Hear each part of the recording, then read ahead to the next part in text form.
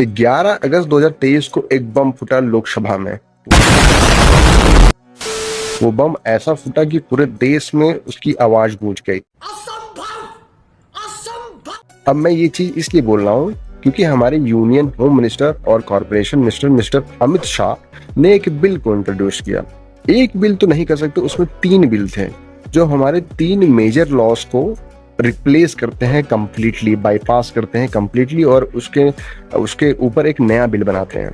जो सबसे पहला हमारा लॉ था criminal procedure code, the second one is Indian penal code and the third one is Indian evidence act. इन तीनों बिल को हमारे यूनियन होम मिनिस्टर और कॉर्पोरेशन मिनिस्टर ने कंप्लीटली रिप्लेस करने की बात की। इन्होंने कहा ये जो बिल है, ये जो एक्ट जो पहले से अपने इंडिया में चल रहा है, जैसे कि सीआरपीसी, इंडियन एविडेंस एक्ट और आईपीसी, ये 125 साल से कोई अमेंड नहीं किया गया है, कोई संशोधन नहीं किया गया और ये ब्रिटिश के द्वारा हमारे इंडिया में लाया गया था। तो आज हम लोग ये समझेंगे कौन कौन से लॉज को किस किस लॉज बाय रिप्लेस करेंगे, क्या क्या अमेंडमेंट्स हुए, क्या ये अमेंडमेंट नेसेसरी था, क्या ये जरूरी था कि नहीं था, और ये इससे जुड़ी हुई सारी चीजें हम लोग इस वीडियो में डिस्कस करेंगे। तो हमारा सबसे पहला बिल था जो रिप्लेस करता है हमारे क्रिमिनल प्रोसीजर कोड को, भारतीय नागरिक सुरक्षा संहिता, जिसने हमारे क्रिमिनल प्रोसीजर कोड को रिप्लेस किया है। अब हम लोग इसको आगे बढ़ने से पहले ये समझ लेते हैं कि क्रिमिनल प्रोसीजर कोड क्या होता है। क्रिमिनल प्रोसीजर कोड वो होता है जब भी आप कोई एप्लीकेशन, जब भी कोई पिटीशन ऑनरेबल कोर्ट के सामने या फिर कोई application honourable respective police officer के सामने आती है, तो उनको जो वर्क करना है, उनकी जो रिस्पॉन्सिबिलिटी है, वो सारी चीजें रेगुलेशन के साथ, रेमेडी के साथ, वो सारी चीजें हमारे क्रिमिनल प्रोसीजर कोड में लिखी गई है। जो हमारा सबसे पहला बिल था जिसने सीआरपीसी को रिप्लेस किया है, उसमें 533 सेक्शन को इंट्रोड्यूस किया गया है, 160 सेक्शन को रिप्लेस कर दिया गया है, 9 नए सेक्शंस को ऐड किया गया, उसके साथ ही साथ 9 पुराने सेक्शंस को डिस्ट्रॉय कर दिया गया है। तो जो हमारा दूसरा बिल है उसको भारतीय न्याय संहिता बोलते हैं। इसने रिप्लेस किया हमारे इंडियन पीनल कोड को। इंडियन पीनल कोड को अगर हम लोग समझे तो इंडियन पीनल कोड वो है, एक एग्जांपल के साथ हम लोग समझते हैं, जब भी आप कोई रॉन्गफुल एक्ट करते हैं, जब भी आप कोई ऑफेंस करते हैं, जब भी आप कोई गलत काम करते हैं, तो आपके उस गलत काम के लिए जो पेनल्टी होगी, जो पनिशमेंट होगी, जो फाइन होगा, उसको लिखा गया है इंडियन पीनल कोड को। इसको हमारे भारतीय न्याय संहिता के द्वारा रिप्लेस कर दिया गया है। जो भारतीय न्याय संहिता है इसमें 356 सेक्शन है। पहले इसमें 511 सेक्शंस थे, इसमें 175 सेक्शन को रेक्टिफाई किया गया है और 8 नए सेक्शंस को ऐड किया गया है और साथ ही साथ इसमें 22 सेक्शंस को डिस्ट्रॉय भी किया गया है।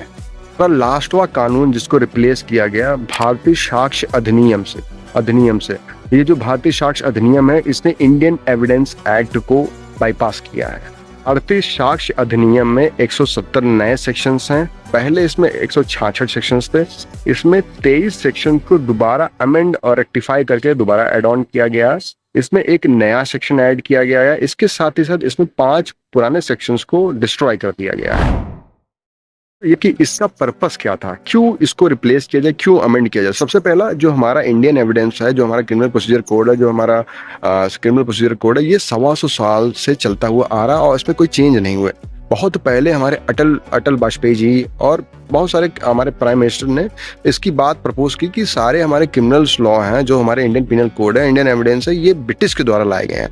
और ब्रिटिश इस लॉ को किस लिए लाया था? हमारे फ्रीडम फाइटर्स को, हमारे इंडियन पीपल्स को स्लेव बनाने के लिए। तो ये बड़ा जरूरी हो गया है कि इन सारे पुराने लॉस को एक नए लॉ से रिप्लेस किया जाए। समझना बड़ा जरूरी है कि जब भी कोई बिल बनता है, जब भी कोई एक्ट बनता है, तो उसमें हमारे सोसाइटी का ओपिनियन भी बड़ा जरूरी होता है। तो हमारे union home minister mister Amit Shah ने इस बिल को 22 स्टेट में भेजा था, 6 यूनियन टेरिटरी में भेजा था, 16 हाई कोर्ट को भेजा था, 127 सांसदों को भेजा गया था, 172 विधायकों को भेजा गया था, 22 लॉ कॉलेज को भेजा गया था, 5 न्यायिक अकेडमिया को भी भेजा गया था। साथ ही साथ पब्लिक एट लार्ज में इस बिल को भी प्रपोज किया गया था उनके सजेशंस के लिए कि क्या किया जाए और क्या नहीं किया जाए, क्या ऐड ऑन होना चाहिए, क्या नहीं ऐड ऑन होना चाहिए। तो ये बड़ा सही प्रकरण था एक बिल को ड्राफ्ट करने के लिए। हमारे बिल का तीसरा की पॉइंट ये है कि इन सारे बिल में जस्टिस के कॉन्सेप्ट को बढ़ाया गया है।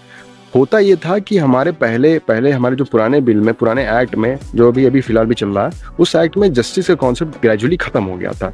कोई केस ऑनरेबल कोर्ट के सामने आता तो वो 10 साल 20 साल वो कोर्ट के सामने पड़ा ही रहता था, तो कहीं जस्टिस का कॉन्सेप्ट नहीं था।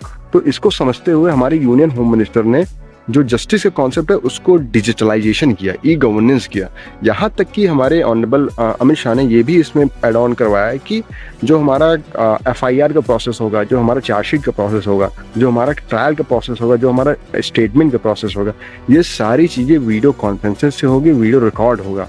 साथ ही साथ हमारा ट्रायल, हमारे कोर्ट का ट्रायल, हमारे ऑनरेबल मजिस्ट्रेट का ट्रायल, सबका ट्रायल हमारे क्या कहते हैं डिजिटल बेसिस पे होगा। इससे ये कन्वीनियंट हो गया कि हमको और आपको कहीं जाने की जरूरत नहीं है, घर बैठे बैठे हमारा आपका ट्रायल और जस्टिस सिस्टम हमारे पास आएगा।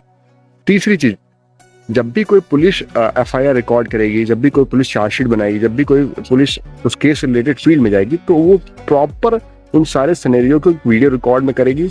उसके साथ ही साथ उसकी एक सर्टिफाइड कॉपी ऑनरेबल कोर्ट को भी देगी। दूसरी चीज क्या होता था, पुलिस जब भी किसी सिटीजन्स का, किसी अक्यूज का इंटेरोगेशन करते थे तो उसको मारते पीटते थे, उसको जबरदस्ती एक टेस्टिमनी रिकॉर्ड करवाते थे।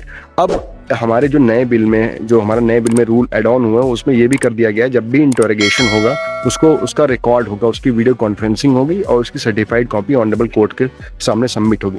तो ये बड़ा बढ़िया काम किया हमारे यूनियन मिनिस्टर ने। इससे ये क्या होगा, इससे हमारे पुलिस के ऊपर भी चेक एंड बैलेंस बना रहेगा। वो कभी भी सिटीजन के साथ बदतमीजी नहीं कर पाएंगे, वो कभी भी अक्यूज के राइट्स को भी कॉन्ट्रावेन नहीं कर पाएंगे। ओवरऑल हमारे Indian penal code, criminal procedure code और उसके बाद इंडियन एविडेंस एक्ट में 313 अमेंडमेंट्स किए गए हैं। अब बहुत सारे लॉ स्टूडेंट, बहुत सारे लॉयर्स हैं जो बेयर एक्ट की जो बुक्स, लॉ बुक्स के पुराने बुक्स को उसमें हार माला फूल पहना रहे हैं। तो उनको मैं ये क्लियर करना चाहूंगा कि हमारा हमारा जो फंडामेंटल, जो हमारा सोल है, CRPC का जो सोल है, इंडियन एविडेंस का जो सोल है, इंडियन पिनल कोड का, वो कभी भी चेंज नहीं होगा।